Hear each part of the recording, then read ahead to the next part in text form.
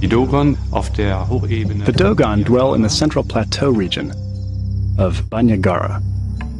Their knowledge is centuries old, and their priests have been sharing it with chosen individuals only. In the 1920s, French anthropologist Griel and ethnologist Dieterlen visited the tribe and were invited to share their secrets. But one secret stood out. The Dogon claimed that their god Amma came from a specific star in the Sirius constellation, the same place where the ancient Egyptians believed their god Osiris was born. This star, which modern astronomers refer to as Sirius B, the Dogon called Potolo. But what baffles experts is that the star is so far from Earth, it's impossible to see with the naked eye. I was very intrigued by this, by the way. I mean, the Dogons should not have known about the existence of this star. Sirius is the second nearest star from our solar system. It's 8 light years away. In fact, it's not even visible with standard telescopes.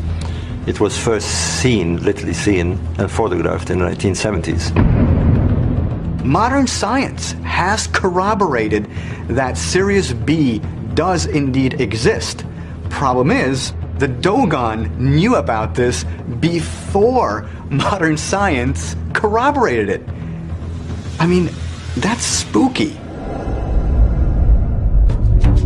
Measurements taken with the Hubble telescope in 2003 have confirmed that Sirius B is what's known as a white dwarf, or a partially burnt-out star with extremely dense mass. Although it is smaller in size than Earth, it's estimated to weigh 8 times as much as our Sun. But how did the Dogon acquire this ancient knowledge of astronomy that seems to be centuries more advanced than that of modern science? The mystery is, how did this story get passed on down generations?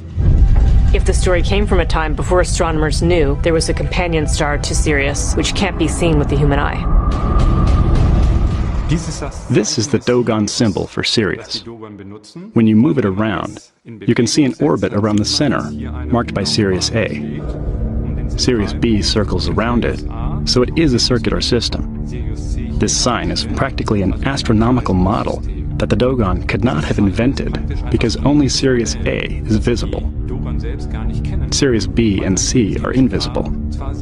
However, their description of the orbit is correct. One assumption is that this god, Namo, who brought them this knowledge, could have been an extraterrestrial intelligence. Since the early 20th century, the tribe has been routinely studied and researched by anthropologists. This has led many modern historians to claim that the Dogon must have learned about astronomy from Westerners. The Dogon mythology is so fluid that when science confirmed something that they might have believed in antiquity, it might have just been sheer coincidence, or it could have been a conflation. That is, they heard, because it's an oral culture and because the mythology is so fluid, they heard something that someone said about this star in relation to another star, and they just grafted that into their mythology. They grafted that into their religion, and then when some reporter, some subsequent reporter comes along and says, "What do you believe?" they say, "Well, we've thought this for millions of years." When critics suggest that this knowledge was given to them by modern ethnologists, that's simply incorrect, because we know that this story goes back hundreds of years earlier than any modern ethnologist ever went there. If it were ever proven that all this information is exactly correct, including the parts that are still being studied by astronomers, this would mean that the Earth had visitors from outer space in prehistoric times. Either they inherited that knowledge, and the question is from where? From a previous civilization, or from some sort of extraterrestrial civilization, or it's a coincidence. In my view, it is not a coincidence.